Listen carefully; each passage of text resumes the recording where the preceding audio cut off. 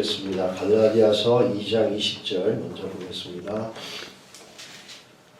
갈라디아서 2장 20절. 갈라디아서 2장 20절 찾으셨죠? 같이 한번 읽을까요? 갈라디아서 2장 20절입니다. 20절 같이 읽도록 하겠습니다. 신약의 304면 갈라디아서 2장 20절. 20절 같이 읽겠습니다. 시작. 내가 그리스도와 함께 십자가에 못 박혔나니 그런즉 이제는 내가 사는 것이 아니요 오직 내 안에 그리스도께 사시는 것이라. 이제 내가 육체 가운데 사는 것은 나를 사랑하사 나를 위하여 자기 자신을 버리신 하나님의 아들을 믿는 믿음 안에서 사는 것이라. 아멘. 자, 이사야서 41장 8절로 16절입니다. 같이 한번 찾겠습니다. 이사야서입니다.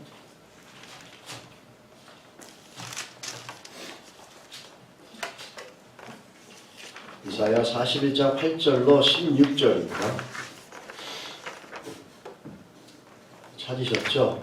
같이 읽겠습니다. 8절입니다. 그러나 나의 종 너 이스라엘아 내가 택한 야곱아 나의 벗 아브라함의 자손아 내가 땅 끝에서부터 너를 붙들며 땅 모퉁이에서부터 너를 부르고 내게 이르기를 너는 나의 종이라 내가 너를 택하고 싫어하여 버리지 아니하였다 하였노라. 두려워하지 말라 내가 너와 함께함이라. 놀라지 말라 나는 내 하나님이 됨이라. 내가 너를 굳세게 하리라. 참으로 너를 도와주리라. 참으로 나의 의로운 오른손으로 너를 붙들리라. 보라 내게 노하는 자들이 수치와 유혹을 당할 것이요 너와 다투는 자들이 아무것도 아닌 것 같이 될 것이며 멸망할 것이라. 내가 찾아도 너와 싸우던 자들을 만나지 못할 것이요 너를 치는 자들은 아무것도 아닌 것 같고 허무한 것 같이 되리니 이는 나 여호와 너의 하나님이 내 오른손을 붙들고 내게 이르기를 두려워하지 말라 내가 너를 도리라 할 것입니다. 버러지 같은 너 야곱아 너의 이스라엘 사람들아 두려워하지 말라. 나 여호와가 말하노니 내가 너를 도울 것이라. 내 구속자는 이스라엘의 거룩한 이니라. 보라 내가 너를 이가 날카로운 새 타작기로 삼으리니 내가 산들을 쳐서 부스러기를 만들 것이며 작은 산들을 겨같이 만들 것이라. 내가 그들을 까부는즉 바람이 그들을 날리겠고 회오리 바람이 그들을 흩어버릴 것이로되 너는 여호와를 말미암아 즐거워하겠고 이스라엘의 거룩한 이로 말미암아 자랑하리라. 아멘. 이 말씀 나누기 전에 한번 기도하겠습니다. 아까 기도해 주신 것처럼 6월 18일부터 가는 일정 가운데 무엇보다도 비행기 일정, 그 장마철이라서 비행기가 연착이 되거나 취소가 되면 상당히 이제 어려워지는데 그런 일이 없도록 올려주시고 그곳에서 이번에 가서 해야 될 일들이 잘 되어질 수 있도록 기도해 주시기 바랍니다. 우리 같이 한번 기도하겠습니다. 하나님 아버지 주의 은혜를 구합니다. 자, 오늘 이사야서 말씀과 갈라디아서 2장 20절 말씀을 통해서 우리가 지금 말씀을 나누는데 이 말씀을 나누게 된 거는 우리가 나누는 이유는 여러분 누가복음을 우리가 살펴보고 있는데 누가복음에 보면은 예수님께서 겸손하게 정말 섬김의 모습으로 이 땅의 마부간에 항구에 쌓여가지고 오시는 모습이 나옵니다. 천지를 창조하신 하나님, 천지를 창조하신 예수 그리스도가 그 시간과 역사와 인간과 만물을 창조하신 그분이 모든 걸 다스리는 분이 그 다스림을 받는 피조물의 세계에 육체를 입고 들어옵니다. 근데 예수께서 이 땅에 성육신 돼서 들어온 것처럼 예수를 믿는 사람들 안에도 예수 그리스도가 들어와 있습니다. 성령으로 우리 안에 들어와 있습니다. 그렇다면 예수 그리스도가 우리 안에 들어와 있다면 성령으로 예수 그리스도가 우리의 주 되시고 우리 안에 들어와 계시다면 예수 믿는 사람들에게는 뭐가 달라야 되냐는 거죠. 세상 가운데 예수가 들어오시고 그 예수는 다시 성령으로 우리 예수 믿는 사람들 심령에 들어왔습니다. 가장 큰 차이는 뭐냐면 우리의 의식입니다. 의식. 우리의 생각이라는 거죠. 믿음의 생각이라는 것, 믿음의 의식이라는 거죠. 믿음이라는 것이 뭔가를 할 수 있다 없다라고만 따지는 그런 단편적인 것을 믿음이라고 얘기하지 않습니다. 믿음이란 말 뒤에는 구원의 의식, 예수 믿은 사람이 가지고 있는 정체성이 갖고 있는 전반적인 우리 삶 가운데 퍼져져 있는 의식을 얘기합니다. 이 구원의 의식이 나타나는데 이 구원의 의식이 어떻게 나타나냐는 거죠. 우리 안에 들어와 있는 예수 그리스도. 그래서 신앙생활 하면서 이 우리 안의 생각들, 의식에 대해서 굉장히 중요시 여기죠. 그 청교도도 그걸 굉장히 중요시 여겼습니다. 그 중에 우리가 예수가 우리 안에 들어와서 믿음의 의식이 생기게 되는데, 근데 그 예수가 들어오지 않고 믿음의 의식이 없는 사람들도 가지고 있는 게 있습니다. 그게 뭐냐면 일반적으로 많이 얘기하는 게 자존감이라고 얘기합니다. 한국의 이무석 교수님이라는 분이 자존감이라는 책을 썼는데, 그 책의 내용에 보면 자신이 치료했던 여러 사람이 등장하는데 그 중에 한 부인이 등장합니다. 그 부인은 사업에 성공도 하고 부자가 되었고 또 책도 많이 읽고 상식도 많고 남부러울 것 없이 더 살아가시는 분인데, 한 가지 이분에게는 굉장히 심한 열등감이 있었어요. 그게 뭐냐면 본인이 고졸이라는 것에 대한 열등감이 있었던 거예요. 그래서 한 번은 아파트 소장하고 가서 얘기를 하려고 하는데 어떤 여자하고 대화하는 그 모습을 볼 때 그 여인은 굉장히 지적이고 그런 모습들을 보면서 아, 저분은 대학을 졸업한 분이실 거다 이렇게 생각하고, 저 아파트 소장이 나를 못 본 거는 분명히 내가 고졸이기 때문에 나를 무시한다, 이런 예를 갖다 드는 겁니다. 그러고서 가게에 갔는데 과일을 만지작 하니까 가게 점원이 너무 만지지 마세요. 그러니까 본인이 생각할 때 뭐라 그러냐면, 야, 내가 고졸인 걸 어떻게 알고 날 무시하나. 심지어는 택시기사가 지나가면서도 자기가 손을 들었는데도 택시기사가 지나가니까 저 사람도 내가 고졸인 줄 알고 나를 무시하는구나 라고 생각하는 겁니다. 이렇게 심각한 사람들이 있는 거죠. 우리는 이걸 보면서, 이런 사고들을 보면서 현실에 대한 이해를 하는 두 가지는 나눕니다. 현실에는 객관적 현실이 있고 심리적 현실이 있습니다. 확실한 증거가 없는데도 진리를 확인하지 않고 그냥 사람이 믿고 싶은 대로 믿고 자기의 감정대로 믿어지고 결론 지는 건 심리적 현실입니다. 객관적 현실은 상관이 없이 자기의 느낌과 생각 없이 가는 거죠. 하나 예를 들면 이런 거죠. 제가 여러분들 앞에 제가 이렇게 얘기합니다. 제 눈이 좀 작습니다. 이렇게 얘기하면 이 심리적 결단을 하는 사람들은 어떻게 하냐, 판단하는 사람들은, 심리적 현실만 있는 사람들은 아, 목사님이 눈이 작으니까 쌍꺼풀 수술을 해달라고 얘기하시나 보다 라고 아주 이렇게 자연적인 상태로 흘러간다는 겁니다. 여러분, 우리는 그런 생각들로 살아가는 사람들이 아닌 겁니다. 근데 이런 분들의 특징들은 뭐냐면 굉장히 위축되어 있고 자신의 능력을 과소평가하고 부정적으로 해석하고 또 자신에 대해 불만족하고 스스로를 자학하고 심하면 자살까지 나갑니다. 잠재적인 능력과 대인관계 속에서 계속해서 원만하지 못하고 자녀들이 마음에 들지 않으면 금방 비난하게 되고, 신앙생활도 자기의 연약함을 감추기 위해서 율법적으로 바뀌면서 규칙과 원칙을 지나치게 강조하고, 그러다 보면서 자기 의를 강조하고 주장하는 자리까지 갑니다.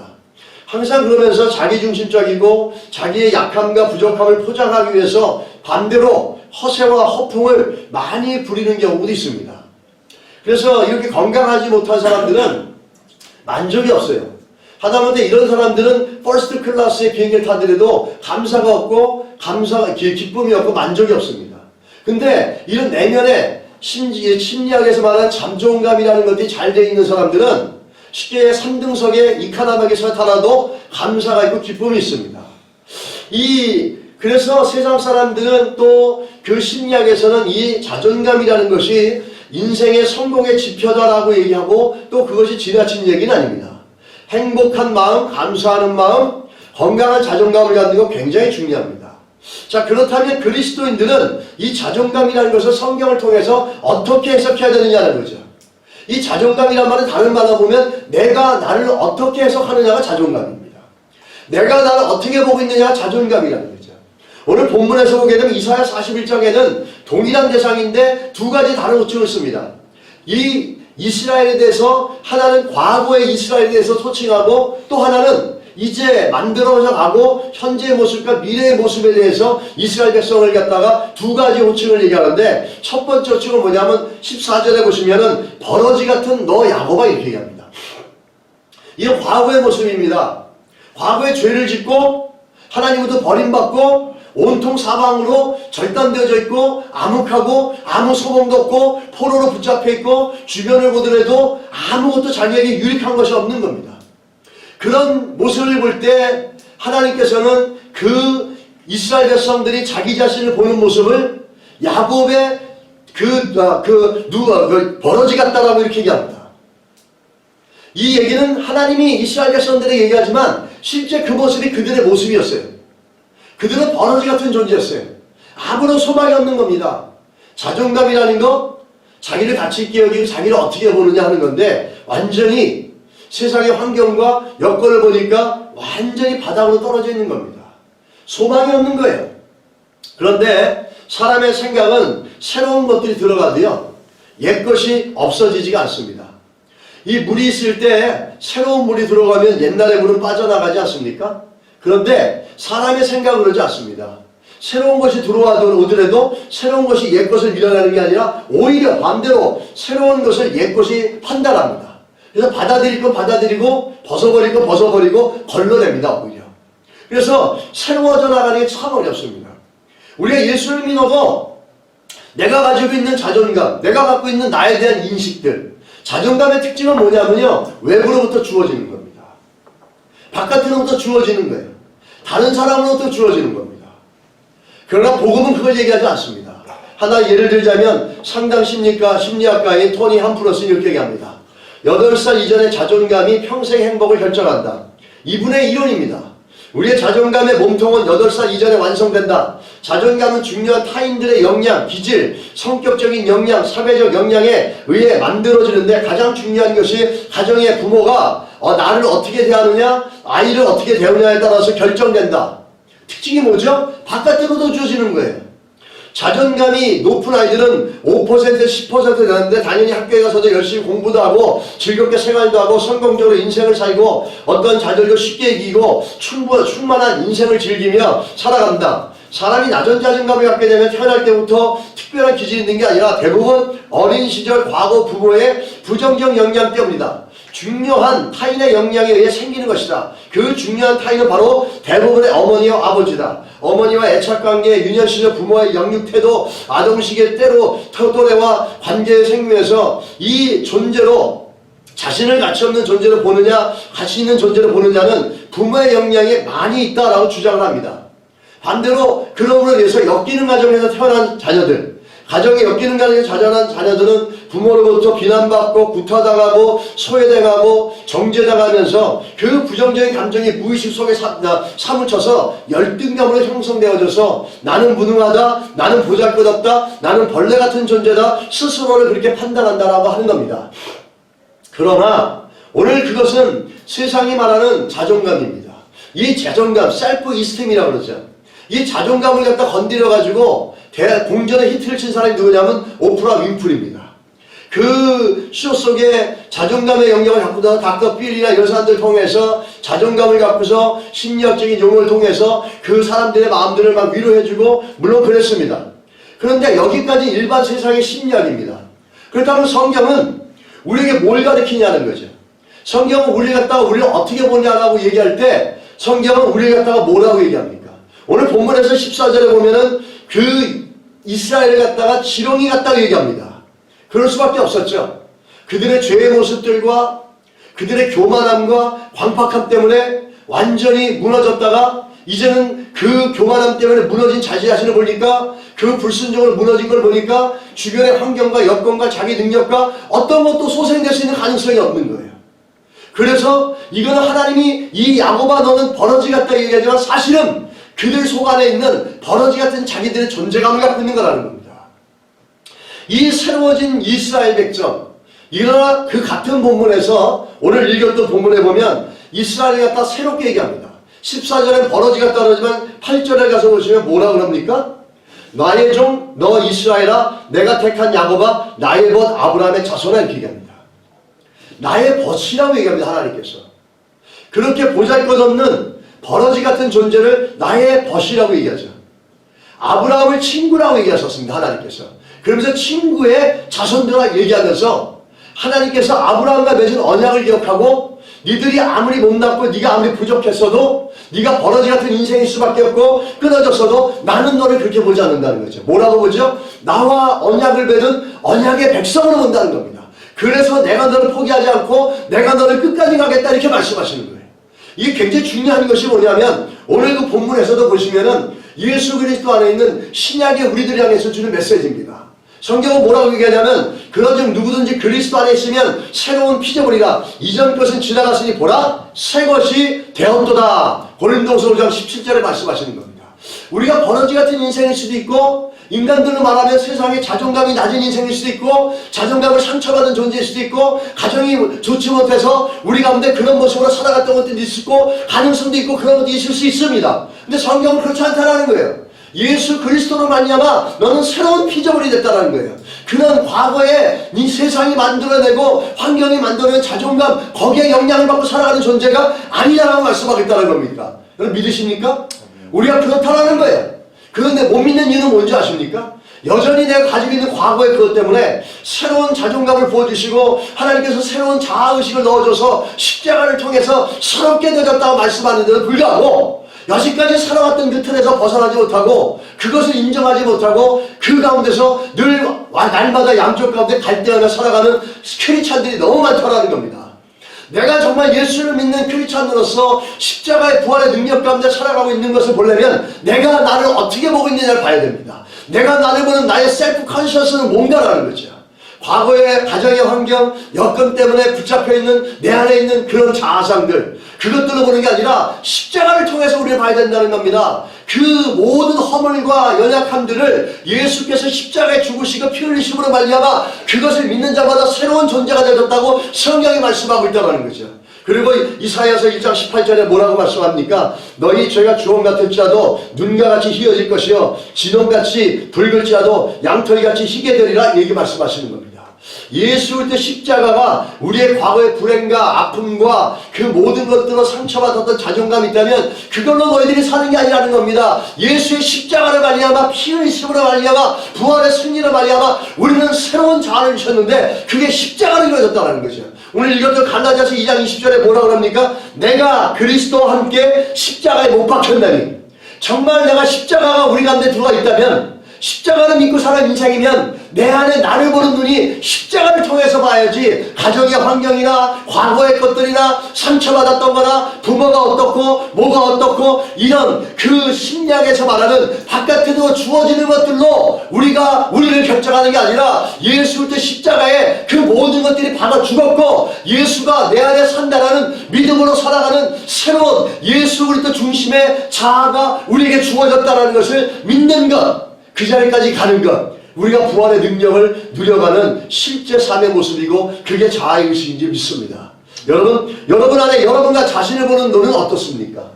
여전히 과거에 예수를 믿었어도 과거에 가지고 있었던 그것들로 나를 본다면 아직 내 안에는 형성되지 않은 게 있어요. 아직도 십자가가 내 안에 온전하게 들어와서 내 생각과 의식 속에 들어가지 않은 거예요.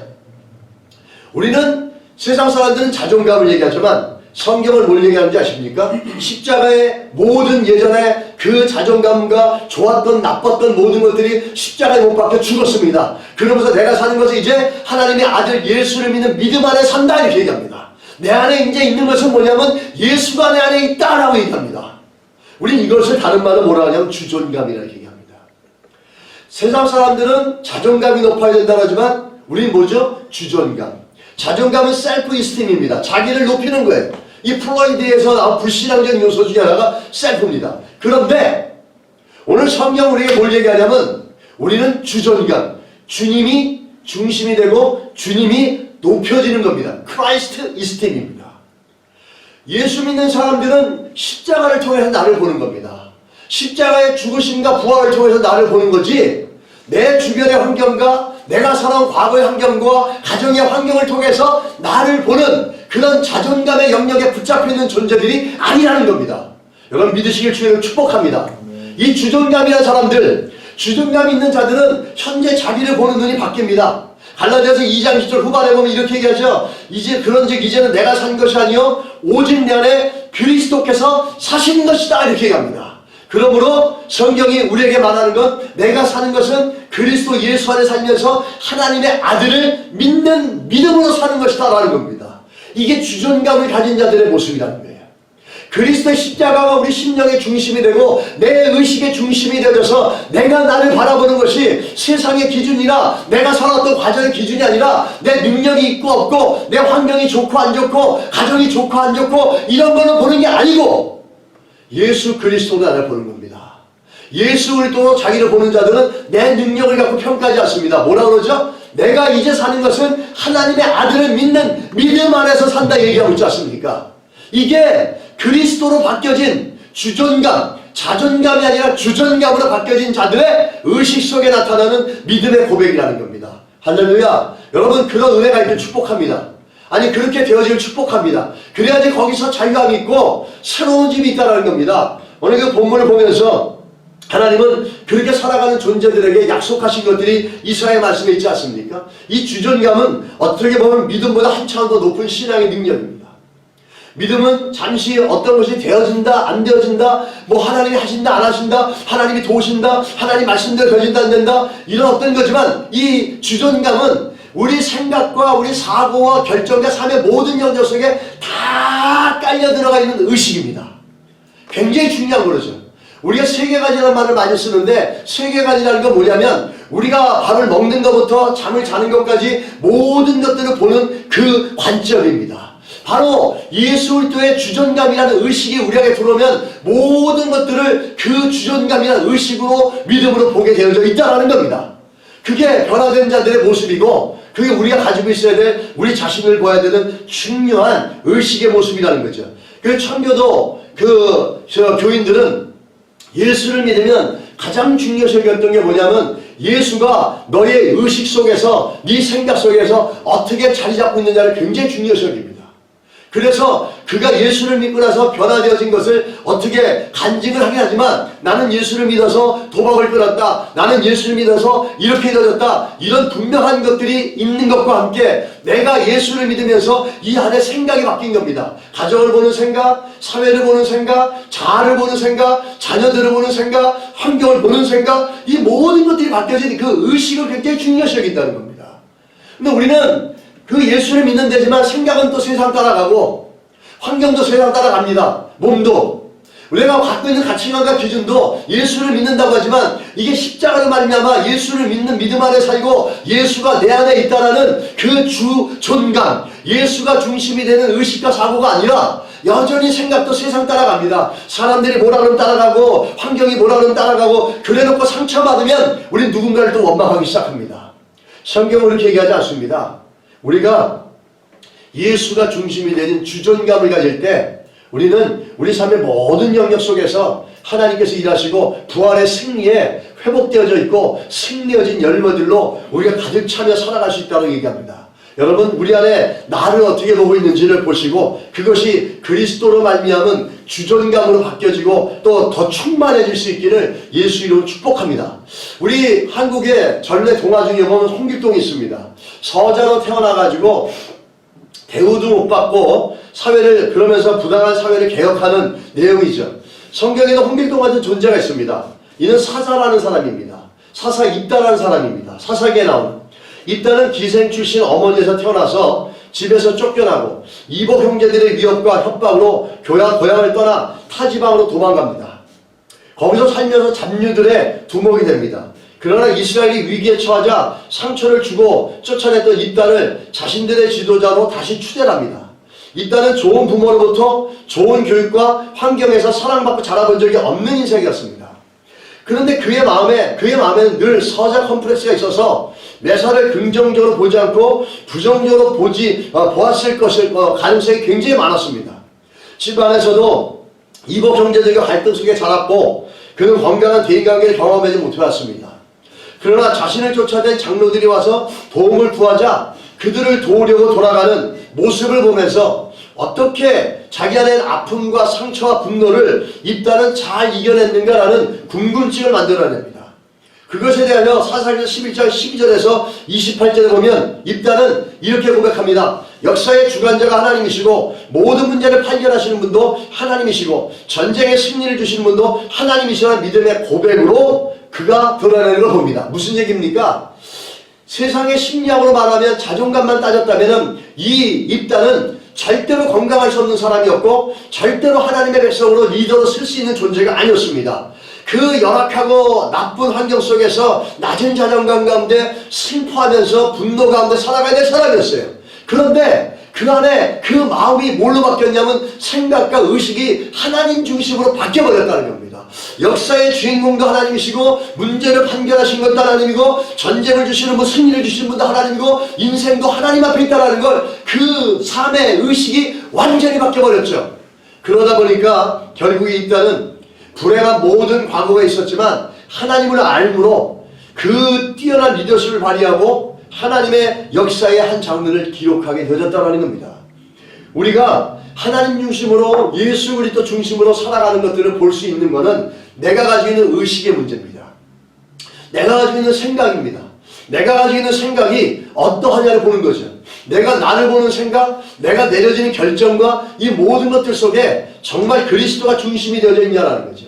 그리고 또 한 가지, 하나님이 중심이 되고 우리가 지금 말한 주존감을 갖고 있는 사람들은 어떤 특징이 있냐면 이것을 믿습니다. 오늘 그 이사야서 41장에 보게 되면 하나님이 뭐라 그럽니까? 이스라엘 백성들에게 너는 야곱아 지렁이 같다 얘기하면서 너는 나의 본 아브라함의 자손이라 그러면서 칭찬하면서 포기하지 않고 끝까지 지켜주시겠다고 말씀하는데 뭐라고 얘기하냐면 이렇게 얘기합니다. 10절부터 보게 되면 이거죠. 두려워 말라 내가 너와 함께하리라. 놀라지 말라 나는 내 하나님이 됨이니라. 내가 너를 굳세게 하리라. 참으로 너를 도와주리라. 나의 의로운 오른손도 너를 붙들리라. 내게 이르기를 두려워 말라 내가 너를 도우리라 한 겁니다. 두려워 말라 내가 너를 도울 것이다 라고 얘기합니다. 자존감이 아니라 주존감으로 살아가는 사람들, 하나님 중심으로 예수 그리스도 십자가를 중심으로 살아가는 사람들, 하나님 아들을 믿는 믿음으로 살아가는 자들에게는 어떠한 특징이 있냐면 오늘 하나님이 나를 붙잡아 주시고 내 인생을 이끌어 가신다는 걸 믿는다는 겁니다. 그 말은 뭐냐면 내 힘으로 살아가는 게 아니고 내 능력으로 살아가지 않고 그분이 붙잡아 주시고 그분이 십자가의 부활의 능력으로 내 인생을 굳고 붙잡으시고 이끌어 주시고 사방에 우겨싸임을 당할지라도 부활의 승리를 베풀어 주신다는 걸 믿고 살아가는 자들이 이 주존감이 있는 자들이고 견고해질 수 있다는 겁니다. 여러분 오늘 우리 가운데 예수 그리스도가 주인 되어져서 그 그리스도가 우리 안에 주인 되어짐을 통해 우리의 생각과 모든 것들 속에 그리스도의 십자가가 흘러나오고 부활의 승리가 흘러나오고 그렇게 삶을 보고 우리의 상황을 봐나가는 믿음의 눈들이 많아질 수 있기를 더 견고해질 수 있도록 예수 이름으로 축복합니다. 오늘 보면서 본문에는 오늘 미래에 나를 기대하기를 또 얘기합니다. 다시 말해서 오늘 본문에 이사야서는 미래의 모습을 또 얘기해 주는데 이사야 41장 15절로 16절에 보면 미래의 우리의 모습들을 뭐라고 얘기하냐면 패배자라고 얘기하지 않습니다. 그 버러지 같은 너희가 하나님 앞에서 회복되어졌을 때 하나님은 그에게 뭘 줄 것이냐, 너희를 어떻게 만들어 가실 거냐를 갖다가 얘기해 주시는데 뭐라고 말씀하시냐면 15절과 16절에 보면 이렇게 얘기하죠. 내가 14절에 보게 되면 너를 그 야곱을 갖다 버러지 같다고 얘기하면서 15절에 가면 보라 내가 너를 이가 날카로운 새 타작기로 삼으리니 내가 산들을 쳐서 부스러기를 만들 것이며 작은 자들을 겨같이 만들 것이라. 내가 들음으로 까부르는 즉 바람이 그들을 날리겠고 회오리 바람이 그들을 흩어 버릴 것이로되 너는 여호와로 말미암아 즐거워하겠고 이스라엘의 거룩한 이로 말미암아 자랑하리라 이렇게 말씀하십니다. 하나님께서 이스라엘 백성들에게 뭐라고 말씀하시냐면 네가 버러지 같은 존재지만 다시 하나님의 언약 가운데 회복되고 언약의 백성으로 네가 다시 회복되어지고 다시 오늘 본문에 보면 그리스도의 십자가의 중심의 삶을 믿고 그 중심 가운데 살아간다면 너를 미래에 이렇게 만들어 주겠다고 얘기하는 겁니다. 날카로운 타작기와 같이 모든 산들을 부러뜨리며 모든 너를 막고 있는 절망의 근거들을 해결해낼 수 있는 능력 있는 모습들로 변화시켜 주겠다고 미래에 대한 소망을 던져주고 있다는 겁니다. 오늘 너의 모습으로 네가 살아가는 게 아니라 하나님이 너를 모든 것을 해결할 수 있는 능력의 모습으로 만들어 주시겠다고 약속하고 있다는 겁니다. 오늘 우리가 예수 그리스도 이 주존감, 그리스도가 중심이 되어지는 생각, 그리스도가 주존감이 되어지는 자존심도 아니고 자존감도 아니고 그리스도 중심의 주존감을 갖고 살아가는 자들에게는 하나님이 우리를 도우실 것에 대하여 오늘의 내 모습이 전부가 아니라 내가 이런 모습일지라도 하나님의 도우심으로 말미암아 사방에 움켜싸여져 있는 모든 문제들을 해결할 수 있는 능력 있는 존재로 하나님이 나를 이끄시고 나를 인도하실 거라는 하나님 아들을 믿는 믿음 안에 서서 살아가는 모습들을 보여주신다는 겁니다.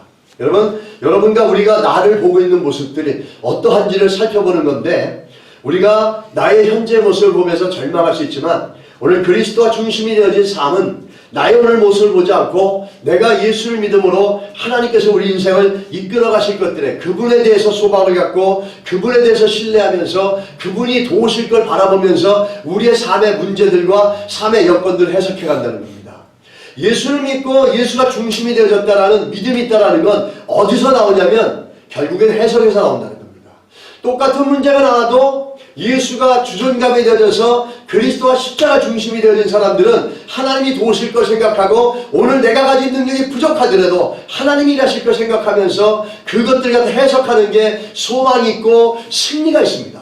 그러나 그것이 없는 사람들은 환경을 보고 내 능력을 보고 주변을 보면서 환경에 맞게끔 생각하지만 거기에 소망도 없고 기대감도 없고 그대로 무너져 갈 수밖에 없다는 겁니다. 여러분, 내가 나를 어떻게 보고 있는지 그거는 결국에 내 현재 모습도 내 삶도 미래도 모두가 그 안에 있다는 겁니다. 자존감도 아니고 자존심도 아니고 예수가 중심이 되고 십자가가 중심이 되어 있는 주존감의 의식이 여러분과 제 안에 들어와서 예수가 이 땅에 성육신 돼서 오신 것처럼 성령으로 예수가 우리 안에 우리 심령에 온전히 주인으로 자리 잡아가는 믿음의 모습들이 우리 가운데 있게 되기를 예수 이름으로 축복합니다. 오늘 한 가지 간증을 하나 하자면 최근에 세계 최초로 시각장애인 스마트워치를 개발한 김주윤 벤처기업 닷이라고 하는 사장의 간증이 있습니다. 그는 미국에서 유학을 하고 대학 재학 중에 3번의 비즈니스를 시작합니다. 그런데 3번의 실패를 경험합니다. 설상가상으로 집안이 어려워지면서 학비도 받지 못하는 어려운 상황이 되어집니다. 그런데 절망하고 낙심하고 비관하고 있었는데 이때 이 사람을 김주윤 씨를 예수께로 이끌어가는 친구가 나타납니다. 이 친구를 통해서 교회를 가다가 어느 날 성찬식을 했는데 그 성찬식 중에 하나님의 은혜가 밀려와서 그는 이렇게 기도합니다. 예수님께 저를 다 맡깁니다. 하나님의 뜻대로 주님이 기뻐하신 일을 할 수 있게 하여 주십시오. 그러면서 자기의 모든 생각과 모든 것들이 하나님이 기뻐하시는 일에 초점을 맞추게 됩니다. 그러다가 기도하는 중에 한 시각장애인 친구를 만나는데 그 시각장애인 친구를 통해서 알게 된 내용입니다. 성경을 점자책으로 바꾸려면 22권이나 돼서 너무 불편하다는 얘기를 들었습니다. 알고 보니까 시각장애들은 일반 책보다 5배 이상 비싸고 무거운 전자책이라 보니까 비싼 전자기를 사용해야 한다고 합니다. 그 결과 전 세계 2억 8,500만 시각장애인 중에 95%가 점자 읽는 것을 포기했다는 사실과 국내 30만 명의 시각장애인 중 점자를 해독할 수 있는 비율은 5.1%밖에 없다는 걸 알게 됐습니다. 그래서 저렴하고 휴대성 뛰어난 제품을 만들어서 시각장애인들의 성경을 쉽게 읽게 하고 싶다는 생각을 갖고 친구들과 함께 시각장애인 점자 스마트워치를 개발하게 됩니다. 생업을 하면서 여러 번 힘들고 쓰러질 때가 있지만 그에게 주신 말씀이 있었다는 겁니다. 지극히 작은 자 하나에게 한 것이 곧 내게 한 것이라는 말씀을 주셔서 이 일을 하면서 하나님을 위해 이 일을 하고 하나님이 기뻐하시는 이 일을 한다라는 그 안의 의식과 믿음의 생각들이 더욱더 견고해지면서 이것을 포기하지 않았다는 겁니다.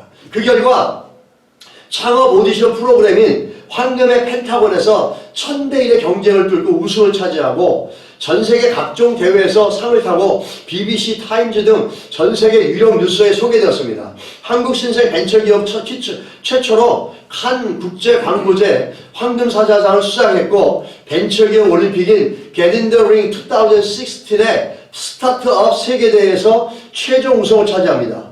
제품 출시 전에 벌써 해외 14개국에서 선 주문만 13만 대가 들어왔답니다. 미국 가수 스티비 원더, 이탈리아 성악가 안드레 보첼리 등 유명 시각장애인들도 주문했고 시각장애인들의 빛이 되고자 시작한 사업이 국내 벤처기업의 성공의 모델이 된 겁니다. 그는 이렇게 기억합니다. 자기 안에 나가 아니라 하나님이 기뻐하는 일을 하려고 하는 생각을 갖게 되므로 인해서 자기는 보이지 않아서 성경을 못 본다는 것이 안타깝다는 생각이 들었고 그래서 자기의 사명으로 세계에 소외되고 가난 장애로 인한 불편한 형제를 스마트한 기술로 푸는 것입니다. 전 세계 2억 8,500만의 시각장애인, 4천만 시각장애 아이들에게 우리가 똑같은 기회를 만들어 주고 싶습니다. 돈이 목적이 아닌 하나님이 기뻐하는 일을 통해 복음을 전하는 기업, 하나님이 아파하시는 곳을 찾아가서 만들어 많은 것을 채워주는 그런 기업이 되고 싶습니다라는 겁니다. 포인트는 뭡니까? 빛 대신 예수가 그 안에 들어오면서 자기를 위해 살고 자기 의식 가운데 살았던 사람이 예수의 의식이 들어오니까 약한 자들, 어려운 자, 힘든 자를 돕고자 하는 마음이 생기고 하나님을 기뻐하는 마음이 들어오고 일을 하겠다는 생각이 드니까 하나님 그것을 통해서 이 인생을 이끌어 가시고 이 인생 가운데 참으로 놀라운 것들을 이루시는 걸 보았다는 겁니다.